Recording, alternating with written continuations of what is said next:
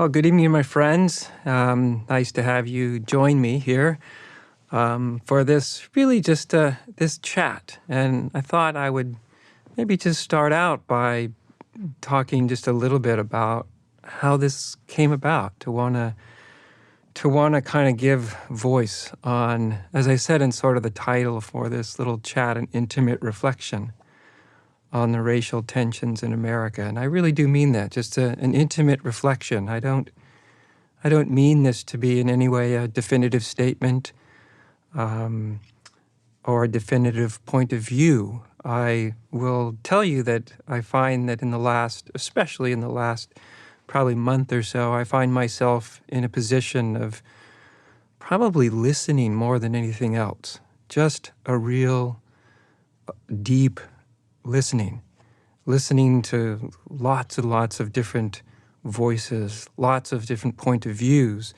and not only what people are saying, but also the sort of underlying feeling in some way, getting some sense of the life experience of different people. And it's been something that's been a fascination of mine as long as I can remember, just that sense of how we can sort of outreach to one another and be nourished and more informed, and sometimes even transformed by the experience of others. And especially in these last weeks where we've had a lot of stuff happening in this country. I mean, obviously we've had the whole coronavirus. We've had this sort of more recent outbreak of the sort of racial tensions have sort of bubbled really to the surface, given some of these really unfortunate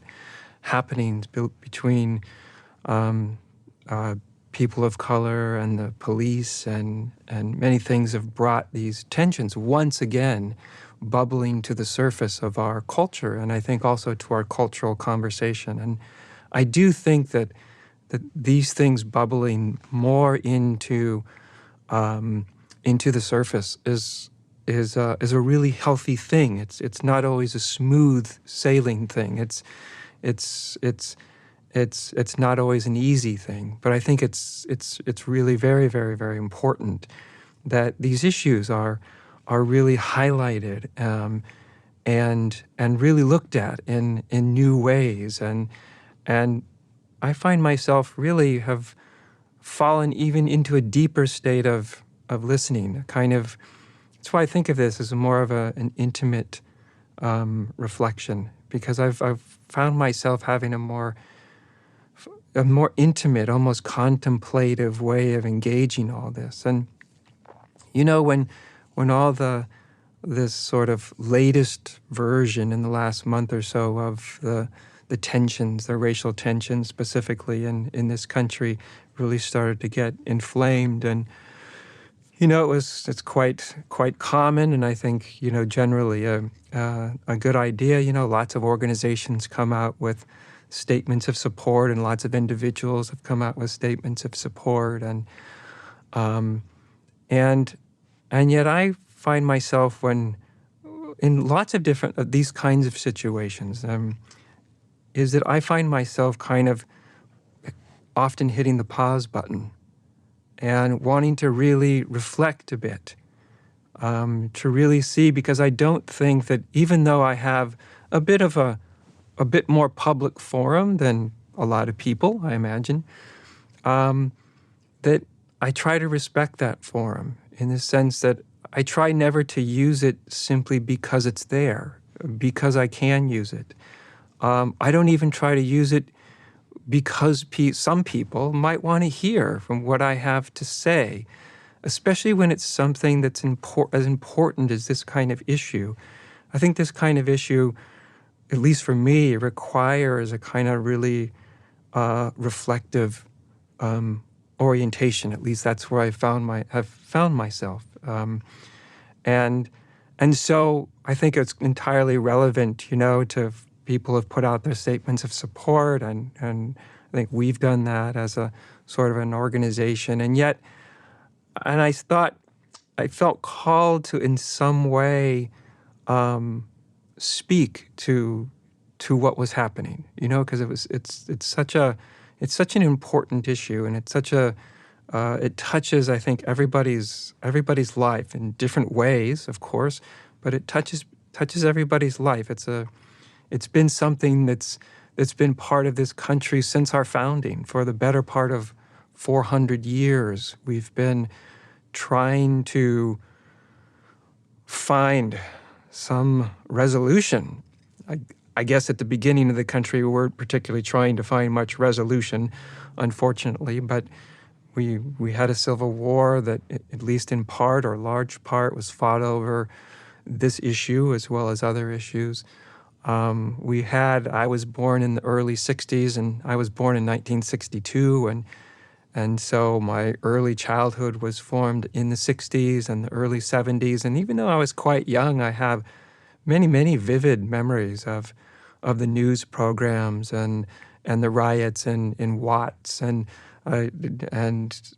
all the different sort of inspired speakers and protesters, of whether it was of the racial inequality, whether it was protesters over the Vietnam War and issues of gender and race. And, I remember from as young as I can remember having all these important issues be part of sort of public discourse. Of course, this is kind of goes in waves, it seems to me. Sometimes the wave is very high and intense. It's pretty high and intense right now. And sometimes, at least in terms of our public conversation, the tide subsides. Even when the tide of our public conversation subsides, however, that doesn't mean that these issues have subsided at all. They're there. They're bubbling not only under the surface, but they're bubbling very much in the surface in a lot of people's lives. And so when I was thinking of what do I want to do, at first I thought, well, maybe I'll sit down and write something and craft something and choose my words carefully and very reflectively. And literally a couple of weeks went by, and I found myself really not able to do it. I wanted to do something. I wanted to say something, but to craft something of well-chosen words, well-thought-out words, somehow it wasn't hitting the mark for me. And I didn't know exactly why that wasn't hitting the mark. And then, probably about a week ago, it kind of came to me that I didn't feel like I wanted to do something that was sort of rehearsed, was a series of really well-chosen, well-thought-out words. There's lots of people who've done that, and some of them have done a really wonderful job at doing that. And yet that didn't feel like my personal calling.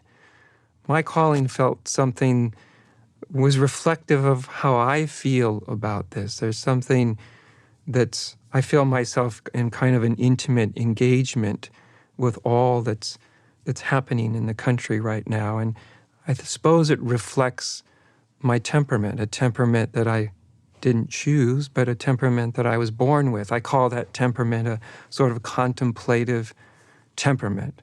From the time I was a child, I've always had these sort of almost like respiration or breathing, where these times of great activity and outward action, and these are reflected in different parts of my personality.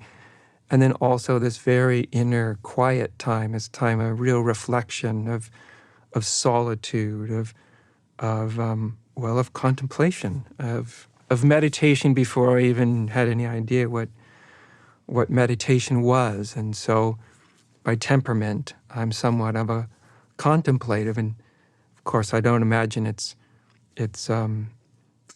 unknown to any of you that know of my teaching or me that's part of me, and it also informs what I teach. It's the reason that I got in the form of spirituality that I did, which was a very contemplative form of spirituality.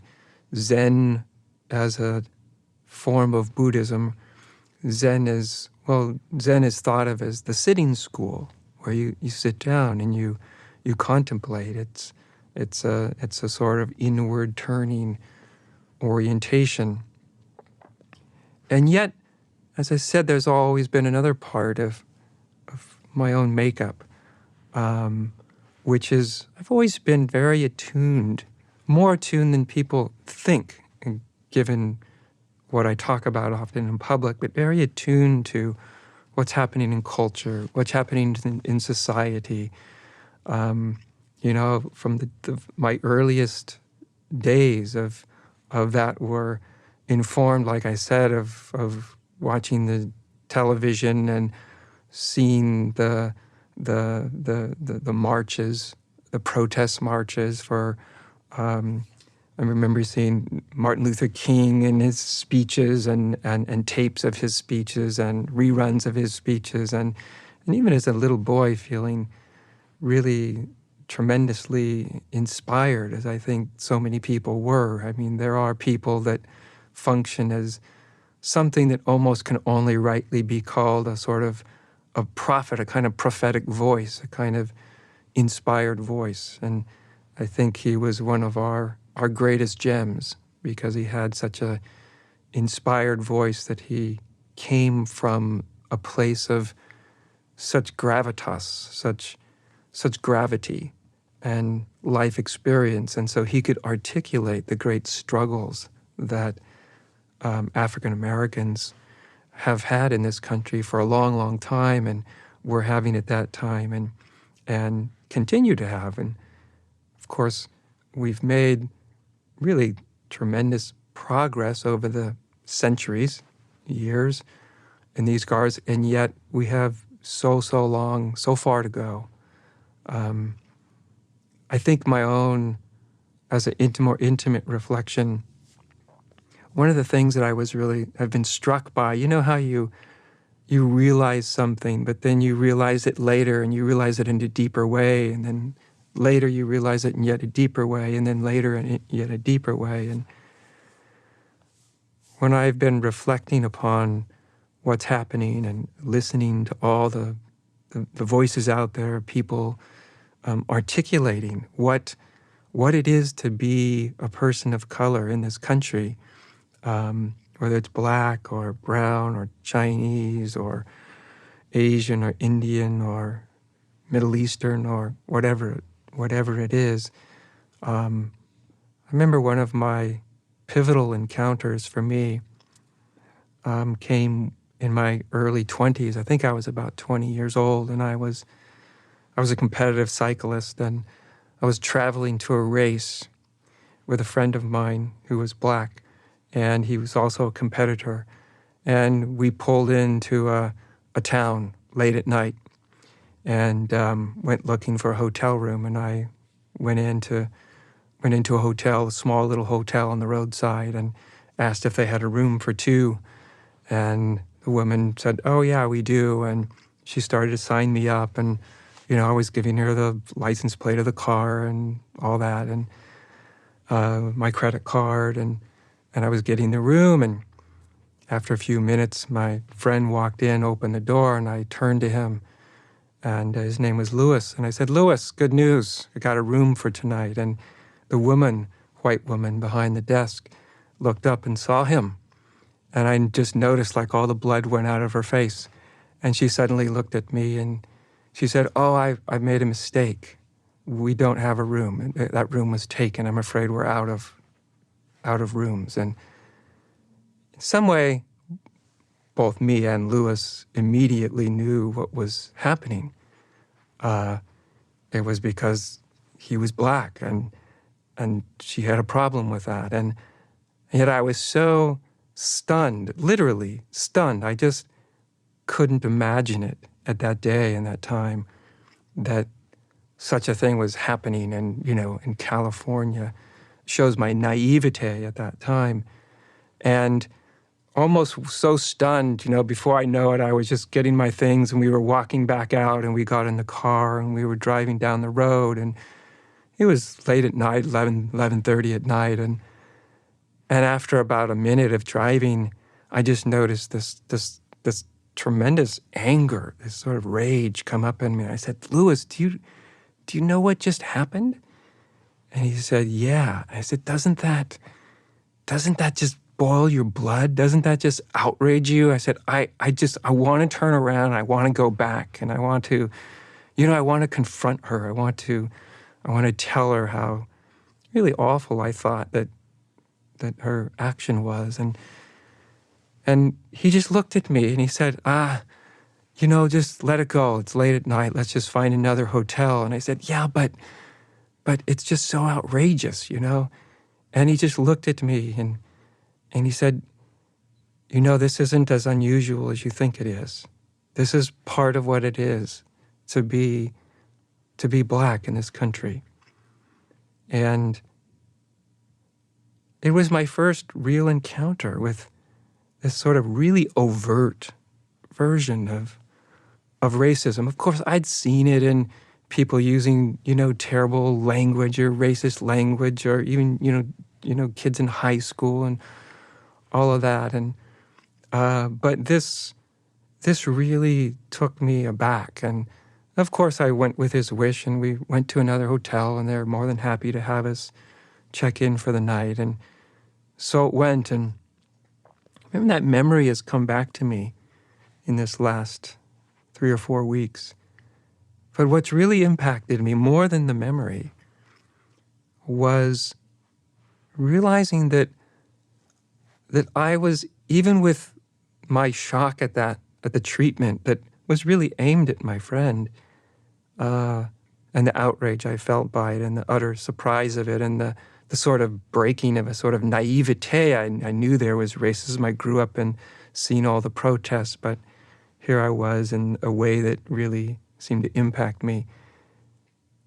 And yet what I've felt on these last weeks when that scene, there's been many other scenes. I was reflecting that almost, not every, but almost every friend that I've had in my life of some color, Middle Eastern, Black, Japanese, Chinese, Mexican, friends of color, that in almost every case, at some point, I've seen sort of racism directed at them when I was with them. And that's kind of arresting, to recognize that this was one of the more egregious times. But what I've really been reflecting upon was that was my experience, but I was still an outsider. I wasn't him.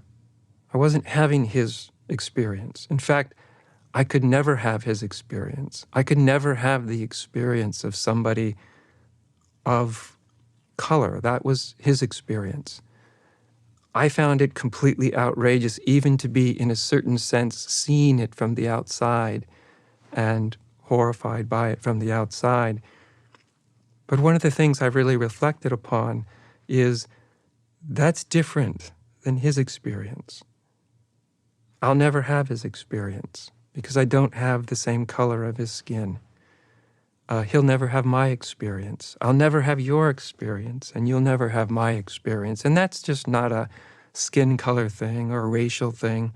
That's just a human thing. Like, we don't actually get inside of each other's lives and have each other's experience as they have it. Reflecting on that, for me, has led to a deeper listening. Even though I know I can't have someone else's experience, I can't have the experience of someone of color in this society, but I can have an intention to close that gap as much as I can. As much as I can. To feel into that, to have a more intimate engagement with what that might be like, and the concerns, and also in the shared kind of responsibility that we have around this issue and many, many, many other issues. And so all this was sort of part of me pausing and not being too quick to say or to write anything. And these reflections, this is just one reflection. I could give you many, many more, but I won't for the moment. But